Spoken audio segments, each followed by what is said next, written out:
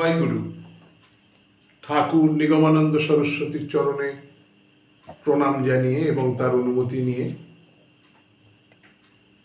YouTube channel ঈশ্বরের পথের তরফ থেকে আমি অমিত রায় এসেছি তৃতীয়বার আপনাদের সামনে আজকের ভিডিও নিয়ে। এই ভিডিওর গল্পটি যদি আপনাদের ভালো লাগে দয়া করে আপনারা শেয়ার, সাবস্ক্রাইব এবং লাইক করতে ভুলবেন না। আমরা সরাসরি চলে যাচ্ছি আমাদের গল্পে। এক দেশে এক স্বামী স্ত্রী বাস করতেন, বেশ অবস্থাপন্ন। তো তাদের কোনো সন্তান সন্ততি ছিল না। তারা বিভিন্ন জায়গায় মানত করতেন, বিভিন্ন তীর্থস্থানে যেতেন, সেখানে মানত করতেন, কিন্তু কিছুতেই কিছু হতো না। তো একদিন এক সাধু এলেন তাদের বাড়িতে থাকার জন্য। তিনি থাকলেন তাদের বাড়িতে। তারা মন দিয়ে সাধুর সেবা করলেন এবং সাধুর কাছে প্রার্থনা করলেন তিনি যাতে এই ব্যাপারে সাহায্য করেন। তো সাধুটি তাদের আশ্বস্ত করে ধ্যানে বসলেন। ধ্যান ভঙ্গ হওয়ার পরে তিনি এসে বললেন যে না, আপনাদের কিছু করার নেই, আপনাদের সন্তান সন্ততি হওয়ার কোনো সম্ভাবনা নেই, কিচ্ছু করা যা গেল না, আমি অত্যন্ত দুঃখিত। তো তারা আর কি করেন, তারপরের দিন সাধু চলে গেলেন। তো সেই দম্পতি তারা মনের দুঃখে বাস করছেন। তারা একইভাবে আরও ঠাকুরের কাছে প্রার্থনা করতে লাগলেন যাতে তাদের উত্তরাধিকার হিসেবে কেউ আসে। দীর্ঘদিন কেটে গেল, কোনো সুরাহা হলো না। বহু বছর পর, তার অন্তত 5-10 বছর পর আর একজন সাধু একদিন এসেছেন তাদের কাছে। তিনি এসে তাদের কাছে থাকছেন এবং তারা যথারীতি তাদের খুব মন দিয়ে সেবা করেছেন এবং শেষে তার কাছে প্রার্থনা করেছেন যে আমাদের সন্তান সন্ততি নেই, আপনি যদি একটু আমাদের সেবা করেন, আপনি যদি আমাদের একটু সাহায্য করেন, একটু আশীর্বাদ করেন, যদি সন্তান সন্ততি হয়। সাধুটি তাদের আশ্বস্ত করে ধ্যানে বসলেন এবং ধ্যান থেকে ভঙ্গ হলো যখন, ধ্যান ভঙ্গ হওয়ার পরে তিনি উঠে বসলেন, বসে বললেন যে হ্যাঁ শুনুন, আপনাদের 1 বছর পরে অত্যন্ত সুলক্ষণ যুক্ত একটি পুত্র সন্তান হবে, আপনাদের কোনো চিন্তা নেই।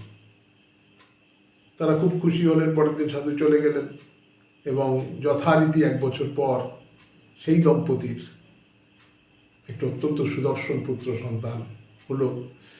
তার বছর 4-5 পরে যখন শিশুটি বড় হয়ে গেছে, তখন সেই প্রথম সাধুটি এসেছেন তাদের কাছে থাকার জন্যে। তো তারা সাধু সেবা করেছেন এবং সাধুটি দেখছেন একটা বাচ্চা। বলছে এ কে? বলছে আমাদের বাচ্চা। বা সে কি, তোমাদের তো বাচ্চার কথা না, ভগবানের সঙ্গে আমার যে কথা হয়েছিল, ভগবান তো তোমাদের অনুমতি দেননি, এ কী করে হলো? আচ্ছা দাঁড়াও বলে ধ্যানে বসলেন। ধ্যানে বসে ভগবানের সঙ্গে কথা হচ্ছে। ভগবানকে বললেন যে ঠাকুর এটা কি হলো?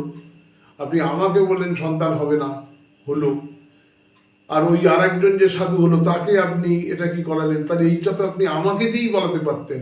আমি কি দোষ করলাম? আমি পিছিয়ে কোথায়? ভগবান আচ্ছা সেই কৈফিয়ত আমি তোমাকে দেবো, নিশ্চয়ই দেবো। আমি যখন কাজটা করিয়েছি কৈফিয়ত আমাকে দিতে হবে। তা তার আগে তুমি একটা কাজ করো না কেন, তুমি আমাকে একটু মানুষের মাংস খাওয়াতে পারো? আমার বড্ড মানুষের মাংস খাওয়ার ইচ্ছে, তুমি কি একটু মানুষের মাংস খাওয়াতে পারো? সাধু বলেন হ্যাঁ, কেন পারবো না। এই কথা বলে তিনি একটা কাঠারি হাতে নিয়ে বেরিয়ে পড়লেন। বিভিন্ন লোকের কাছে যাচ্ছেন আর বলছেন এই আমার ঠাকুর একটু মানুষের মাংস খেতে, যে তোমরা একটু মাংস দেবে। কেউ রাজি হয় না, কেউ রাজি হয় না। যেখানে যান কেউ রাজি হয় না। অনেক ঘুরে টুরে হয়তো ক্লান্ত হয়ে যদি ফিরে এসে বললেন না ঠাকুর, কেউ তো রাজি হলো না। তখন ভগবান বলেন তুমি এক কাজ করো, তুমি দ্বিতীয় সাধুটার কাছে যাও দেখি না, ও কোথায় আছে বলে সে তো তুমি জানো, তুমি ধ্যান যোগে জেনে নাও ও কোথায় আছে, জেনে ওর কাছে যাও, ও কি করে দেখো। তো সাধুটি আবার ধ্যানে বসলেন, সেই দ্বিতীয় সাধুটিকে দেখলেন, সেখানে গেলেন, গিয়ে বলেন শুনুন আমার ভগবান একটু মানুষের মাংস খেতে চেয়েছেন, আপনি কোনো ব্যবস্থা করতে পারেন? তো সেই দ্বিতীয় সাধু বলে হ্যাঁ, কেন পারবো না। আচ্ছা আচ্ছা, ভগবান দেহের কোথাকার মাংস খেতে চেয়েছেন? হাতে না পায়ে না মাথা না বুকের? না সে কিছু বলেননি। তখন সেই দ্বিতীয় সাধু সেই কাটারি দিয়ে নিজের শরীরের বিভিন্ন জায়গার মাংস কাটতে লাগলেন, কেটে কেটে কেটে কেটে তাকে দিয়ে দিয়ে বলে দেখুন উনি তো বলেননি ভগবান যে কোথাকার মাংস খাবেন, তাই আমি আমার সব জায়গারই মাংস একটু একটু করে দিলাম যাতে উনি ফিরিয়ে না দেন। বলে দুজন সাধুই এলেন ভগবানের কাছে। ভগবান তখন আশীর্বাদ করলেন দুজনকে, এবং তার আশীর্বাদে সেই দ্বিতীয় সাধুটি, যার কেটে রক্ত ঝরছিল, তার মাংস যথাস্থানে জুড়ে গেল। তখন সেই প্রথম সাধুটিকে ভগবান বললেন যে দেখো, এই জন্যেই দ্বিতীয় সাধুটার কথা আমি শুনেছি।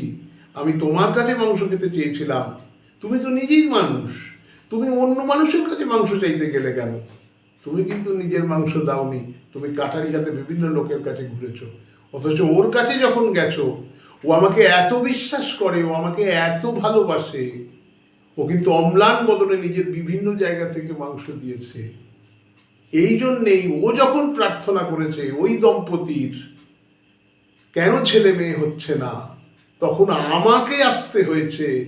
ওদের সত্যিই সন্তান হওয়ার কথা নয়, কিন্তু ও আমার জন্য এত করেছে, ও যখন আমার কাছে এতটা চেয়েছে, তোর কথা শুনতে আমি বাধ্য, আমাকে যে ডাকবে তার কাছে আমি যেতে বাধ্য।